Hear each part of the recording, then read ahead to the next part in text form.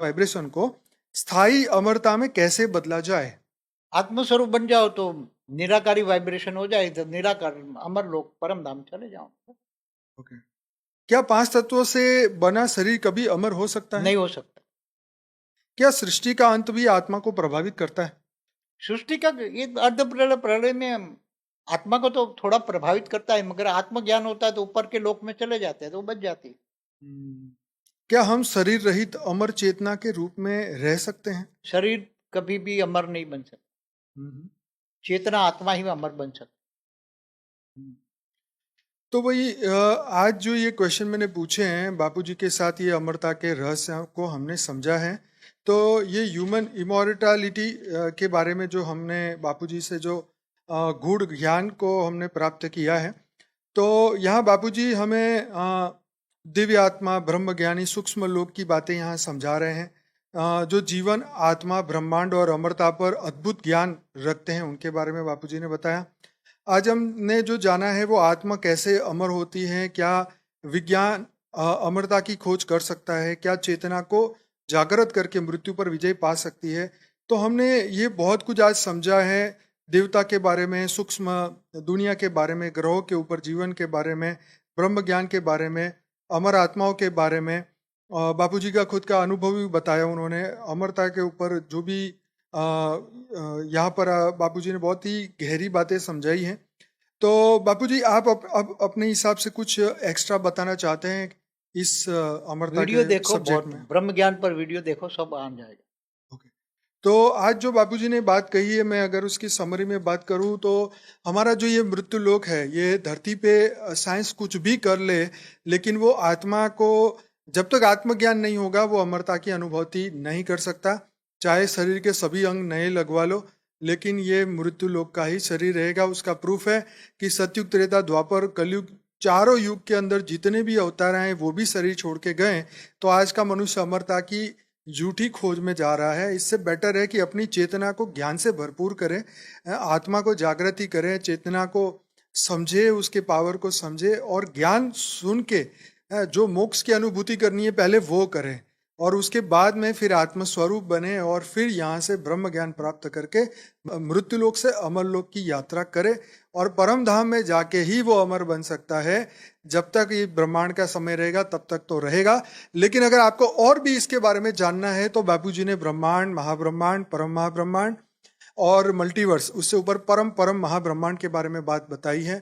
तो आपको ये सब कुछ जानना पड़ेगा। ये जो क्वेश्चन थे ये तो बेसिक क्वेश्चन थे, इसलिए कि लोग अमरता के ऊपर बहुत ढूंढ रहे हैं टॉपिक, कि भाई रियल में कौन बोलता है यहाँ हमें अमर बनाने को। तो जो धरती पर हमें बॉडी के साथ अमर बनाने की बात कर रहे हैं, तो ये मतलब एकदम 100% झूठ है।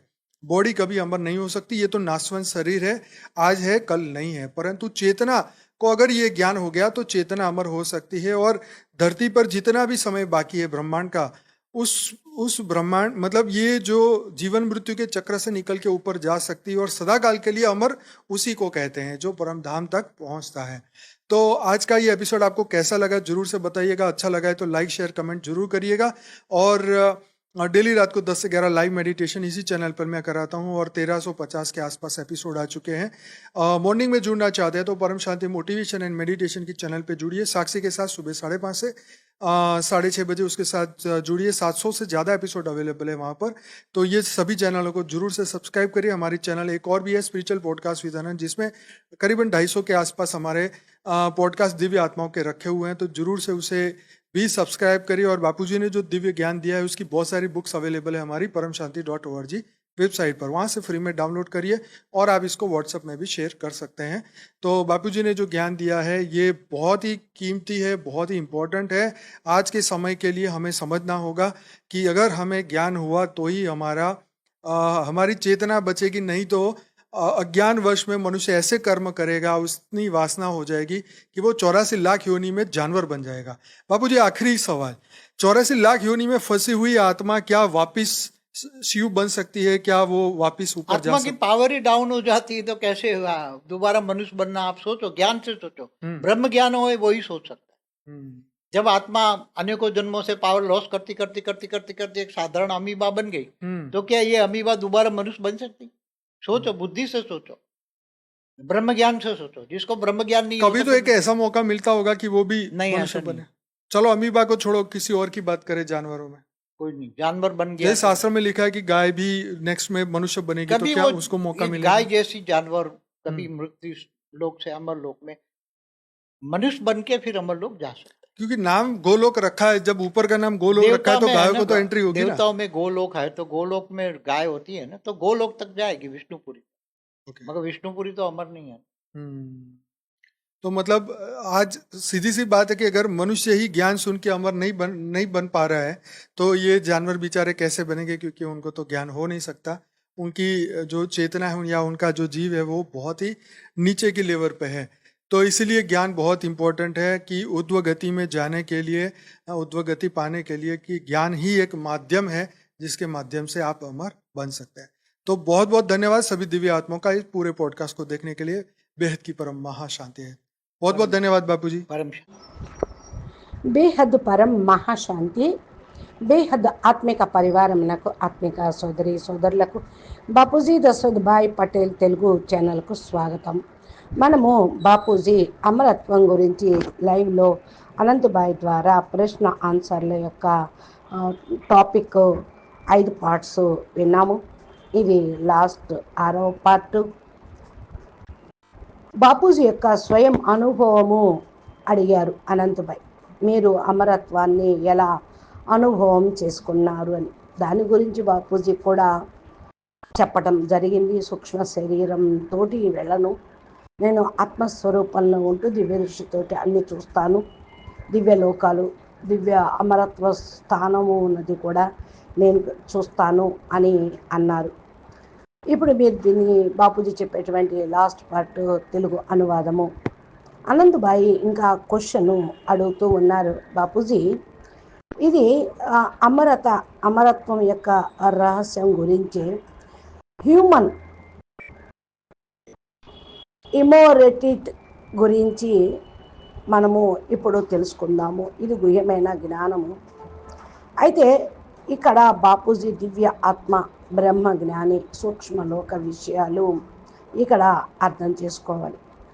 ఏదైతే జీవితంలో ఆత్మ, బ్రహ్మాండము, అమరత్వం పైన అద్భుతమైనటువంటి జ్ఞానము అనేది ఉన్నదో దీని గురించి బాపూజీ చెప్తూనే ఉన్నారు.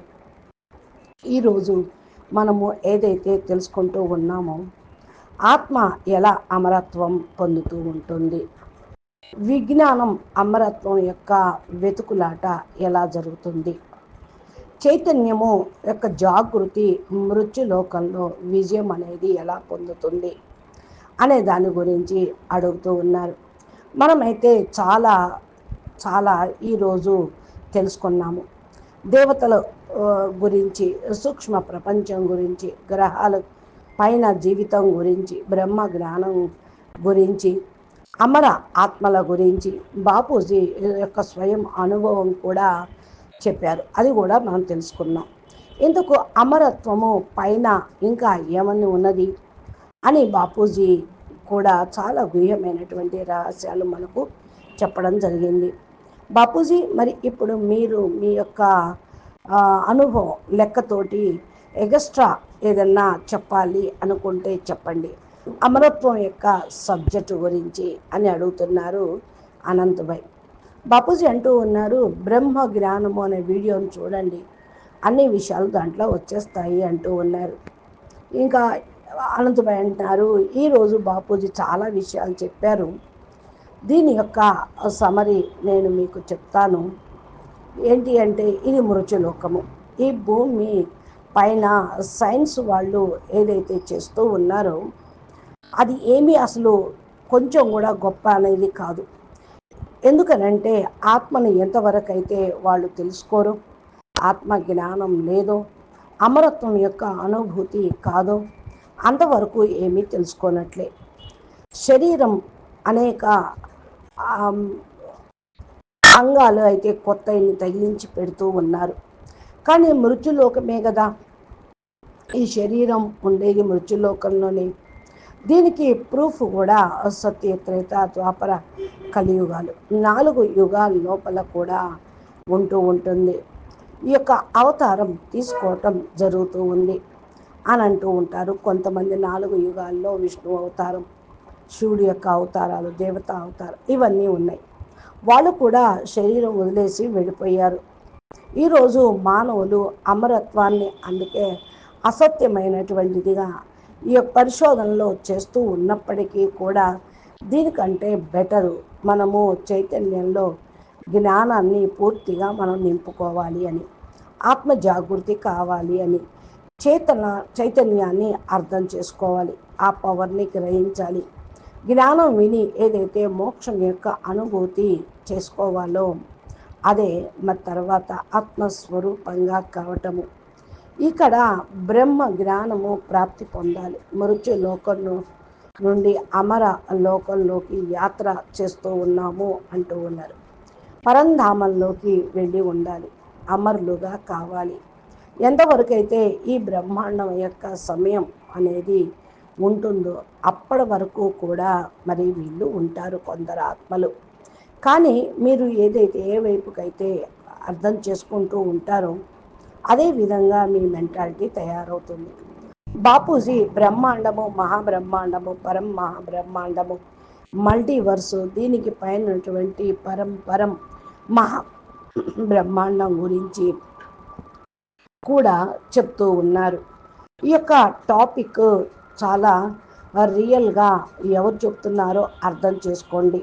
ఇక్కడ మనం అమరులుగా అవ్వటం కోసం ఏదైతే మరి బాపూజీ జ్ఞానం ఇచ్చారో ఈ భూమి మీద మనము దేహంతో పాటు అమరులుగా అవ్వాలి అనేటువంటి విషయం అయితే సత్యం కాదు.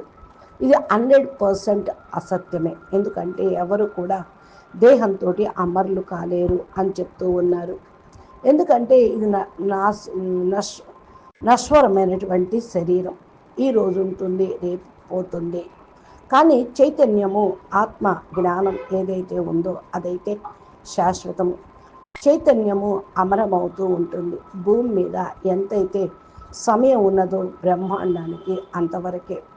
బ్రహ్మాండము అంటే ఇది జీవన మృత్యు యొక్క చక్రం నుండి బయటపడటం, పైకి వెళ్ళటం, సదాకాలం కొరకు అమరులుగా అవ్వటం. ఏదైతే పరంధామం వరకు చేరుకోవటం జరుగుతుందో ఆ ఎపిసోడు మీరైతే తెలుసుకుంటూ ఉన్నారు కదా, మంచిగా అనిపిస్తుంది కదా. మీకు ఈ వీడియోలు విన్నట్లయితే, నచ్చినట్లయితే లైక్ చేయండి, షేర్ చేయండి. బాపూజీ దశరథభాయ్ పటేల్ తెలుగు ఛానల్ని సబ్స్క్రైబ్ చేస్తే వీడియోలు బాపూజీ చెప్పినవి మీ మొబైల్కి వస్తూ ఉంటాయి. లైవ్ వీడియోలు అనంతభాయ్ ప్లేలిస్ట్ ఉంది, మా దివ్య సందేశాలు ప్లేలిస్టు ఉన్నది, సాక్షిబేన్ వీడియోలు ప్లేలిస్ట్ ఉంది. ఏ రోజుకు ఆ రోజు ఏదైతే పురుషార్థం చేయాలో ఆ పురుషార్థానికి సంబంధించిన ప్లేలిస్ట్ కూడా ఉన్నది. బాపూజీ హిందీ తెలుగు వీడియోలు ఉన్నాయి. ఈ ఛానల్లోకి వెళ్ళండి. బాపూజీ ఇచ్చినటువంటి జ్ఞానము చాలా చాలా విలువైనది. సమయము చాలా తక్కువగా ఉంది. మీరు అందరూ అర్థం చేసుకోండి. జ్ఞానము అంటే జీవితాన్ని తీరం చేర్చేది, మన యొక్క చైతన్యాన్ని రక్షింపజేసేది. లేకపోతే అజ్ఞానానికి వశమై మానవులు ఏదైతే కర్మలు చేస్తూ ఉంటారో అవి వాసన భరితంగా ఉంటాయి. 84 లక్షల యోనిలో మరి జీవ జంతువులుగా కూడా అవుతూ ఉంటారు. బాపూజీ లాస్ట్ 84 లక్షల యోనుల్లో ఇరుక్కుపోతారు అని కూడా చెప్పారు. మరి వాపసు వీళ్ళు శివుడుగా కాగలుగుతారా అంటే ఎలా అవుతారు? జీవసో శివ్, శివసో జీవ్ అన్నారు. దీనికి తగ్గ పురుషార్థం కూడా చెయ్యాలి కదా అంటూ ఉన్నారు. బాపూజీ అంటూ ఉన్నారు, వీళ్ళందరికీ కూడా పవర్ డౌన్ అయిపోయింది. అందుకనే మళ్ళా రెండోసారి మానవులుగా కావాలనేటువంటి ఆలోచన చేసినా కూడా కాలేదు. జ్ఞానంతో ఆలోచిస్తే బ్రహ్మ జ్ఞానంతో సత్యమవుతూ ఉంటుంది. ఎప్పుడైతే ఆత్మ అనేక జన్మలతోటి పవరు తీసుకుంటూ లాస్ చేసుకుంటూ వస్తూ ఉన్నారో ఒక సాధారణమైన అమీబా మరి ఏకకణ జీవిగా ఉన్న ఆ అమీబా మళ్ళా రెండవ కల్పంలో సేమ్ యాజ్ ఇట్ ఈజ్ ఇదే సమయంలో ఇక్కడే అది వాళ్తూ ఉంటుంది అని కూడా కొందరు ప్రచారంలోకి చేస్తూ ఉన్నారు. అయితే ఇక్కడ ఆలోచించండి, బుద్ధితోటి ఆలోచించండి, బ్రహ్మ జ్ఞానంతో ఆలోచించండి. బ్రహ్మ జ్ఞానము అనేది ఏమీ లేదు అంటే ఎంతవరకు ఆలోచించండి. ఇప్పుడు ఏ విధంగా మరి అవకాశం అయితే లభించింది కాబట్టి విషయాన్ని సత్యాన్ని తెలుసుకోండి. బాపూజీ మరి అన్నిటినీ కూడా వదిలేసి మరి పురుషార్థం చెయ్యాలి కదా పిల్లలు అంటూ ఉన్నారు. అమీబా చూడండి, ఏదో ఒక విషయంలో జంతువులుగా చూడండి, మరి లేకపోతే జంతువులుగానే అవుతూ ఉన్నాయని కదా శాస్త్రాల్లో రాశారు. గోవు అనేది నెక్స్ట్ మానవులుగా అవ్వటానికి ముందు జన్మ ఒక అవకాశం. గోవు తర్వాత మానవుడుగా జన్మ తీసుకుంటారు అని శాస్త్రాల్లో రాయబడి ఉంది.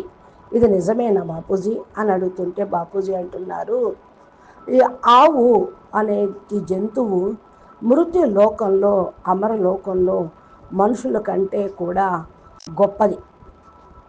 అమరలోకంలోకి మానవులుగా అయ్యి మరలా అమరలోకంలోకి వెళుతూ ఉంటుంది. ఈ మధ్య ఒక వీడియో కూడా వైరల్ అవుతుంది. ఆవు మూత్రము, మరి పేడ, పాలు ఇవన్నీ కూడా ఔషధాలు కలిగినవి, అమృతంగానే చెప్తూ ఉంటారు. అయితే ఇప్పుడు శివుడు ఏ విధంగా కంఠంలో మరి విషాన్ని దాచుకున్నాడో అదేవిధంగా గోవు కూడా దానికి విషం ఇచ్చినా కూడా అది ఏ యొక్క మరి పేడలో కానీ మూత్రంలో కానీ పాలలో కానీ ఆ విషాన్ని తీసుకొని రాదు.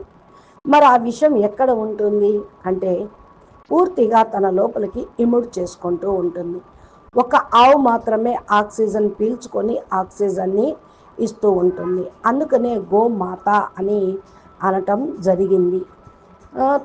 కాబట్టి పూజనీయంగా అవుతూ ఉంటుంది. అయితే బాపూజీ అంటున్నారు, అందుకనేనా బాపూజీ గోలోకము అని పెట్టారు. ఎప్పుడైతే పైన ఈ గోలోకము అనేది ఉన్నదో గోవులతో ఎంట్రీ అవుతూ ఉంటాయా అని అడుగుతున్నారు. దేవతలులో గోలోకము ఒకటి.